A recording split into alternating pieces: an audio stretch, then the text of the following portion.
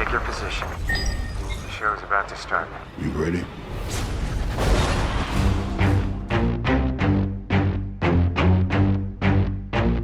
爆米花电影院应该是全台湾第一个在这里取景的电视节目了，光是要爬到这么高的地方来，就是一个不可能的任务。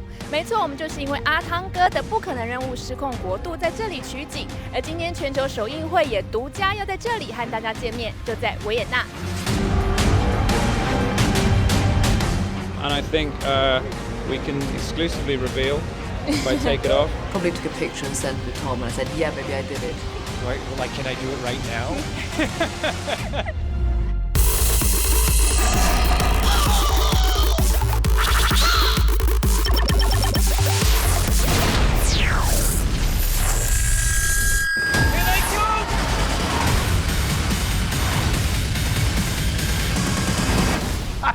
Desperate times, desperate measures. Ready or not, here I come. 果真只有阿汤哥能超越阿汤哥，不可能的任务失控国度来到系列第5集，动作场面推陈出新，再度挑战极限，更有着承先启后的意味，像是雾蒙蒙的伦敦夜景，有着向第1集布拉格开场戏致敬的意味，而要超越第4集的杜拜塔高度，只能用这招了。Ready, on, action! 坐飞机不稀奇，在飞机外升空才够了不起。这一幕不是电脑特效，阿汤哥人就真的挂在 A400军用运输机门外，最高飞到5000尺，约莫1.55公里的高空。为了要让观众看清楚是他坚持不戴护目镜，眼睛睁不开怎么办呢？剧组替他特制了全包式的公模镜片，身上就靠这2条固定。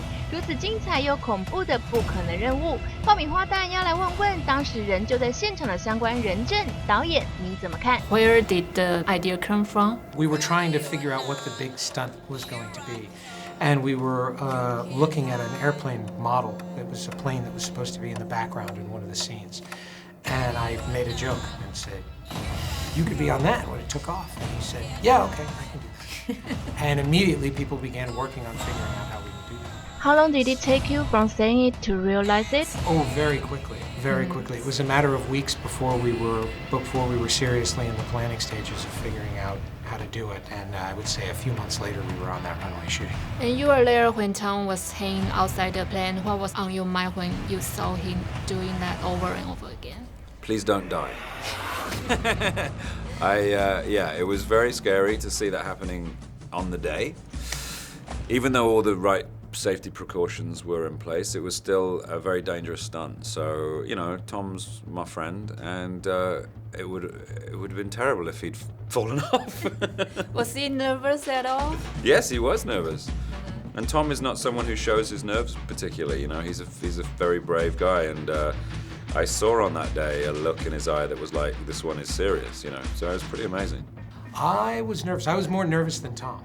That was very, very nerve-wracking. I was more nervous about, not about him falling, but about debris on the runway hitting him or a bird. If a bird hit him at that speed, that would have been... Everybody thinks it's falling, but it's a little pigeon. That was the scariest part. And this is your last mission before retiring. Was it the strangest mission you ever had? Yeah, it was really unusual. I didn't know what to expect. We were all interested in the first takeoff, and you know, the concerns are what about stones and things on the runway? What about bits on the camera? Is that everything secure?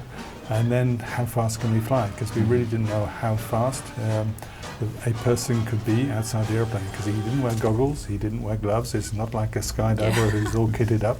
And so we started slowly, and then we built up to a higher speed. So it was a little bit of concern right at the beginning, but we got the confidence. We did about 8 takeoffs and landings with Tom. And of course, landing really is as interesting as the takeoff, although you don't see it on the film. Was it as planned or more or less as planned? Really, the last 4 or 5 was because Tom wanted to get it absolutely right. I mean, he's the guy sitting out on the outside. There's very little contact with the inside, so he's sort of acting to nothing.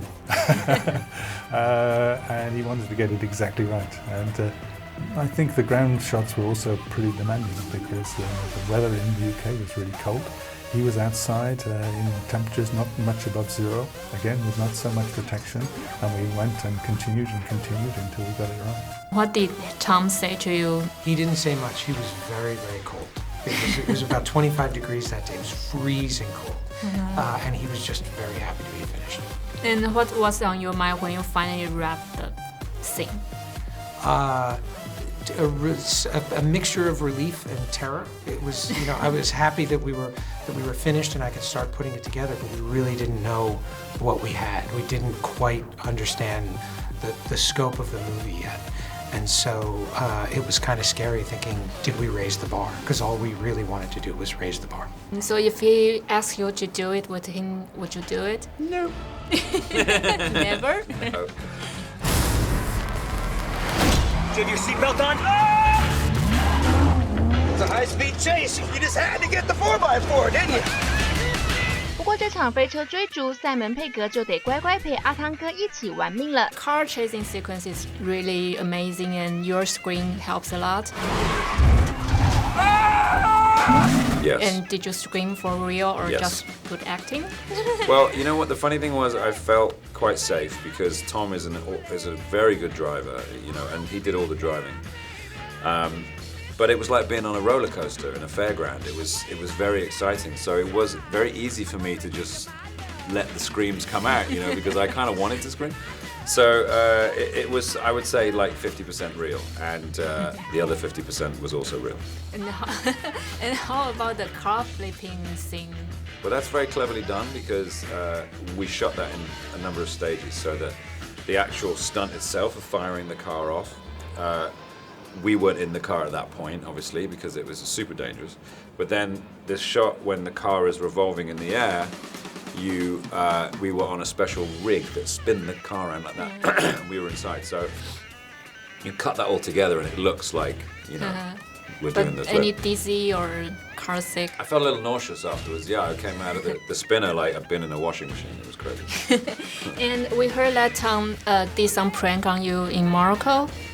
Yeah, Tom was very naughty. He put on the heater in my seat. He kept switching it on when I wasn't looking. So I'd get really hot in the seat and I didn't know what was going on. And then I saw him do it one day. I looked over and I saw him press the button. And from that point on, it became like a war between us if we could switch on the heater.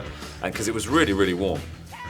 And Tom is so kind of like, he was saying, oh, you shouldn't do it, because if I get sweaty, my hands might slip on the wheel and stuff. I was like, shut up, you're doing it to me. It was like, there's one rule for him. But no, he's so much fun, Tom. We laughed a lot in that car because we were in it together for like 5 days. 5.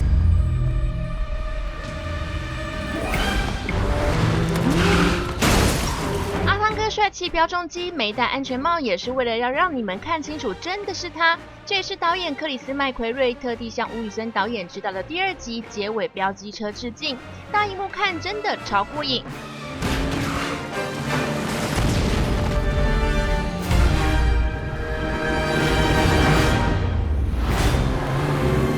Well, we haven't been formally introduced. Ilse Faust. We're after the same thing, and I can help you.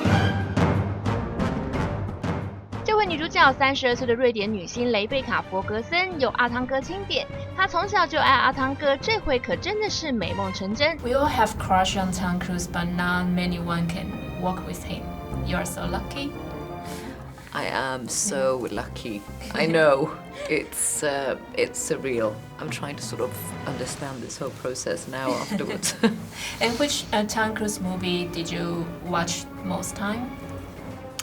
I think I have watched Mission Impossible the most. The first one? Basically all of them. I love them. I have always loved them. I've seen Magnolia many, many times. I remember when Interviews with the Vampire came out, because this whole vampire era sort of was just coming into to the audience, and I found that very intriguing. I want you to choose your next words very carefully. Where is Hunt?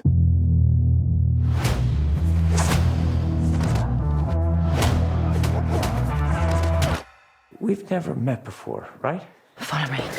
You're the one of the wow factor, definitely. But it must come from very difficult training, right? We know you are active, but how hard was it?